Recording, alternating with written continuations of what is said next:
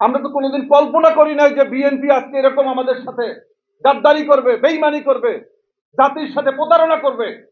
আমরা নির্ধারণ করব আগামীর বাংলাদেশ কেমন হবে। এই আন্দোলনে দেখি নতুন নতুন এক এক দিন এক একজন মাস্টার মাইন্ড।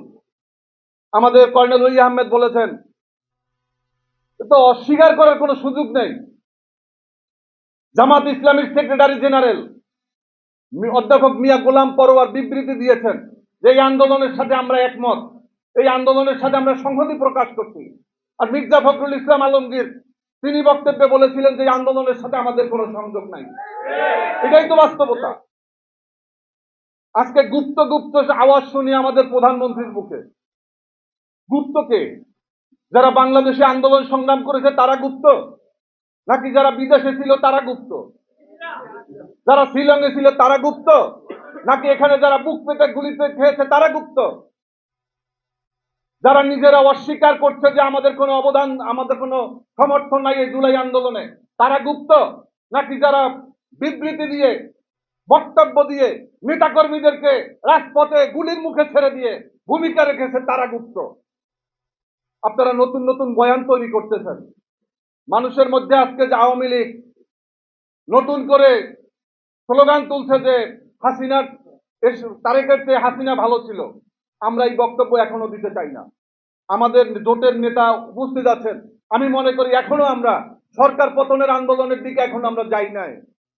আমাদের দাবিটা আপনারা পূরণ করেন। আমাদের দাবি হচ্ছে জুলাই সনদ বাস্তবায়ন করতে হবে, গণভোটের রায় বাস্তবায়ন করতে হবে। একটাই দাবি, আমাদের নতুন আপাতত কোনো দাবি নাই। গণভোটের রায় বাস্তবায়ন চাই, আমরা রাষ্ট্রের কাঠামোর মেরামত চাই।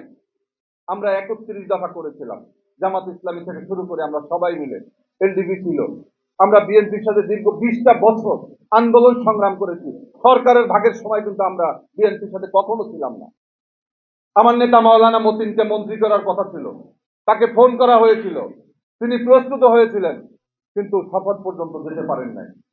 আমরা কখনো কোনো ক্ষমতার ভাগ পাইনি। বিএনপি থেকে বলেন আমরা 11 দলীয় জোটে এসেও আমরা কোনো মূল্যায়নের জন্য আমরা 11 দলীয় জোটে আসি নাই। কই আমাদের কেউ তো জোট থেকে নির্বাচনও করে নাই। আমরা আন্দোলন সংগ্রামে আমাদের সবসময় ভূমিকা ছিল। আমার জামাটা খুললে আপনাদের অনেকেই অবাক হওয়ার মতো অবস্থা হবে, আমার পুরো পিঠ সাদা। অনেকে হয়তো মরে গিয়ে তারা বেঁচে গিয়েছে, কিন্তু আমি তো এখনো জীবন্ত শহীদের মতো আমার পুরো পিঠ। যুবলীগের নৃশংস বর্বরোচিত হামলার শিকার হয়েছি, দীর্ঘ 5 বার গ্রেপ্তার হয়েছি, 1 ডজনের মতো মামলা নিয়ে তারপরে ঘুরছি। এখনো আমার মামলার তারিখে হাজিরা দিতে হয়। এই নতুন বাংলাদেশে কিসের নতুন বাংলাদেশ করেছেন আপনারা? এই বাংলাদেশের জন্য তো আমরা জুলাই আন্দোলনে আমাদের আবু সাইদ, মুগ্ধ, ওয়াসিম তারা জীবন দেয় নাই, আউয়াল মিয়া, নাইমরা জীবন দেয় নাই। আমরা একটা নতুন বাংলাদেশ চাই, আমাদের আবেদন এতটুকু। আজকে আমাদেরকে আপনারা নতুন নতুন কথা বলবেন। আজকে প্রধানমন্ত্রী বলেছেন যারা ওয়াদা দিয়ে ওয়াদা রাখেন না তাদের কোনো ধর্ম নেই। এখন জনগণ যদি কাউকে প্রশ্ন করে যে আমাদের প্রধানমন্ত্রীর ধর্মের নাম কি, আপনি কি উত্তর দিবেন মাননীয় প্রধানমন্ত্রী? আপনার কথাই তো আপনি ধরা খেয়েছেন।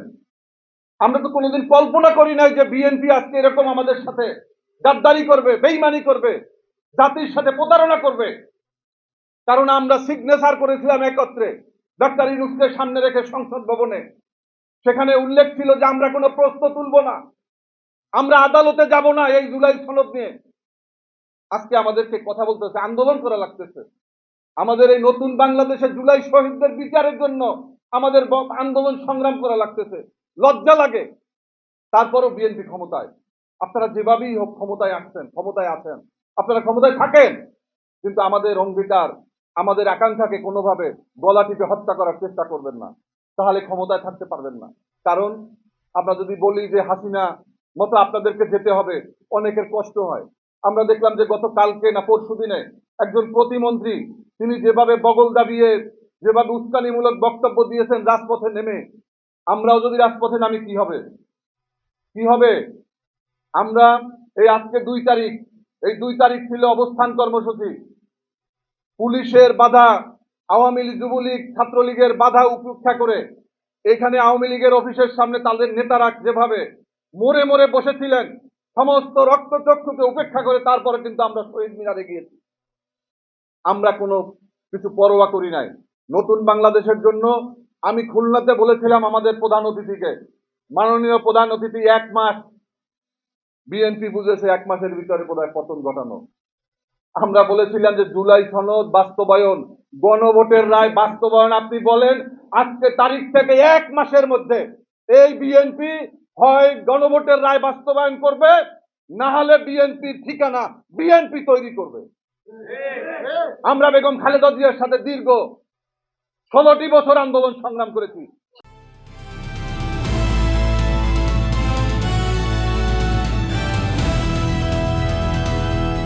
দিনাজপুর টিভি, মানুষের জীবনের কথা বলে।